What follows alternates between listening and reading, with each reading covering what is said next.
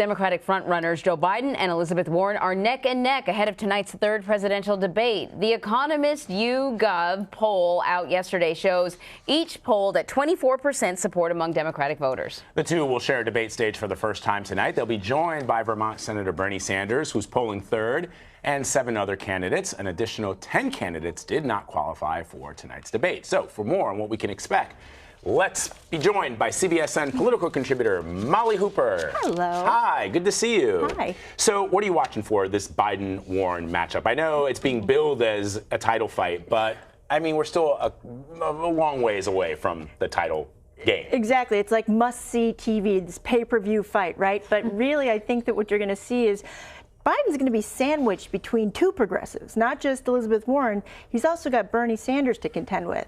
And not only that, he has a long relationship with both of these individuals in terms of battles up on Capitol Hill. So I think that what we will see is practicality versus progressive policies.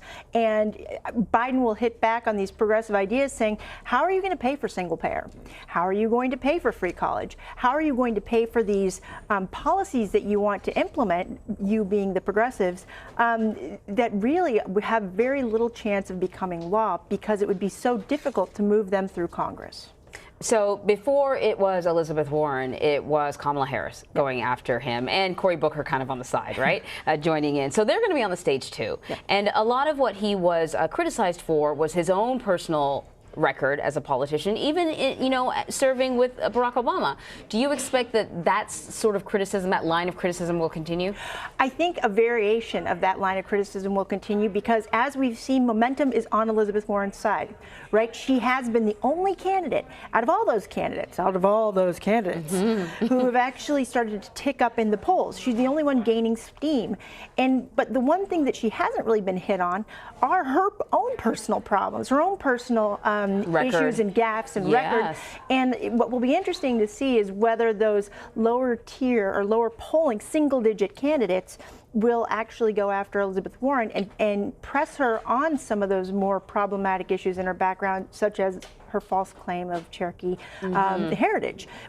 How is she going to react to that under the pressure of the Klieg light, so to speak, of a debate stage? Yeah. You know, Ryan Lizza had a really interesting piece in Politico this week, and he was essentially talking to the Biden camp, and the Biden folks were saying that they're not getting the credit for Joe Biden being the front runner and has consistently been the front runner for ever since this race began. And there was a really interesting quote here. It's a little long, but I think it's important to point out. This is a quote. They view this party dominated by woke millennials and through the lens of coastal issues. They are products increasingly of fairly elite schools. He's talking about the press here. And they don't talk to a lot of voters who don't look and talk like them, except their parents, who also tend to be similar to them. Occasionally, they are shocked to learn they have relatives who voted for Donald Trump, and they were not on the ground in the Midwest primaries for governor's races in Michigan and Ohio, where the more moderate and older and more experienced candidates won against young, cool, left, often people of color primary opponents.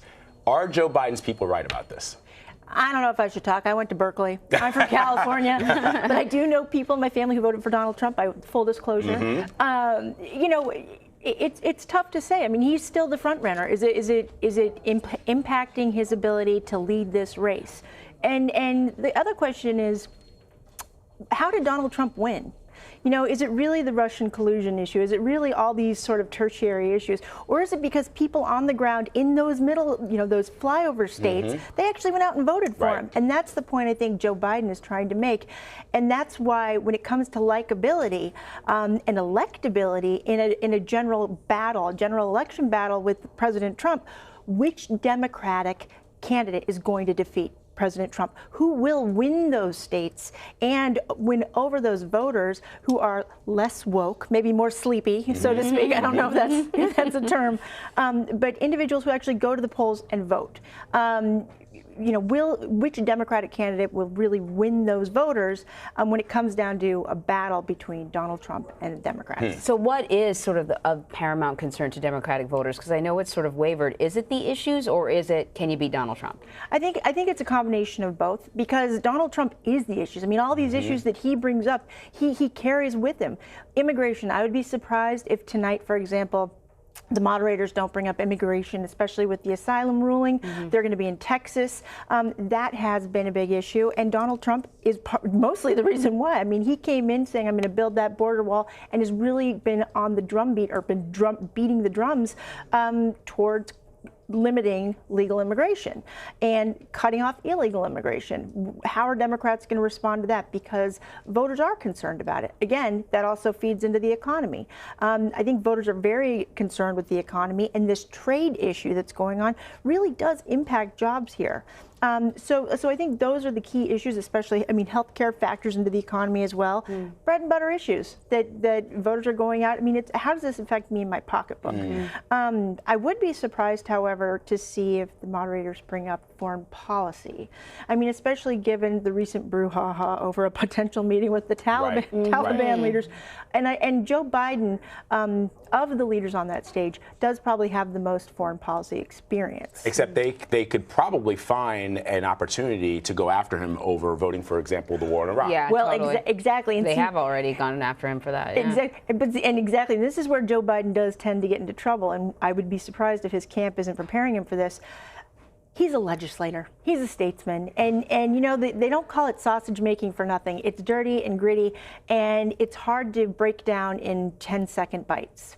And so, because he has so much experience on foreign policy, and he's been involved in a lot of foreign policy battles and legislation involving that, how does he condense that so that he doesn't end up with a I'm out of my time moment? You know, so that he gets kind of Which I got to tell you, I do, when these debates happen, there's usually a bunch of people watching debates at my apartment, or we go to somebody else's apartment, and every time the former vice president does that, people just pull their hair out. Democrats and Republicans, they're just like, what is that strategy? I thought you were going to say take a shot. I wasn't sure if it was like part of a drinking game. Trying to keep it clean here. But, you know, but it is, but people are sort of scratching their heads and going, why does he do that? Generally, candidates take more time than they need to answer a question. And is it because, some people are saying, because he really doesn't have an answer, or he just wants to stop talking because he knows that any opportunity to talk could get him into trouble down the road? Maybe it's a combination of both. I think possibly it's complicated. These things are so complicated, and making laws, you know, having a law pass is not easy. You have to get Republicans and Democrats on board.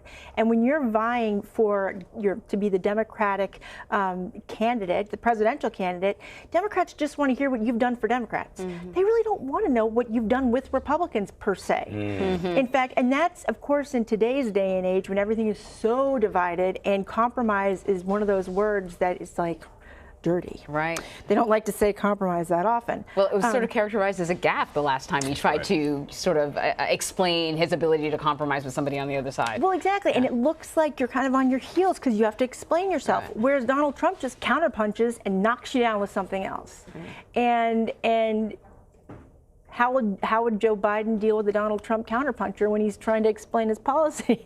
That's a great question, because that's one of the things that younger Democrat voters are saying. They're saying, look, we need somebody who's a pugilist. That's why you're seeing Elizabeth Warren's numbers rising. She's not necessarily that Joe Biden is slipping as much as her numbers are climbing. And I know that there are people who are strongly supportive of Senator Sanders, and they see his policies as being the main reason why they support him. And you've got the Yang Gang out there. There's still a lot of folks who are looking at these perhaps non-traditional candidates outside of a Vice President Biden. The question is, are they gaining any traction? For example, Eric Swalwell, he tried to present himself as the more youthful wing of the Democrat. How'd that last for him? Not very long, so well. yeah. Because finding out that people are not that interested in your age. Well, I think there's that, but we'll see that tonight with Pete Buttigieg, Mayor Pete, 37 versus the 70-year-olds. It's like the septuagenarians versus the young woke 30-year-old who incidentally does have military experience and is a veteran and can speak to those issues. But, you know, you look at somebody like Eric Swalwell, he has sort of another wrinkle in that he was running for Congress also. I mean, was he really going to become president? And this is where I look at somebody like a Tulsi Gabbard and, you know, these other Democrats who've actually left the field, not Tulsi Gabbard, of course, but somebody like a Hickenlooper who find opportunities to run elsewhere for elected office because clearly they just haven't gained that traction. So fascinating. To break through. Molly, great conversation. Great conversation, Molly. Thank you.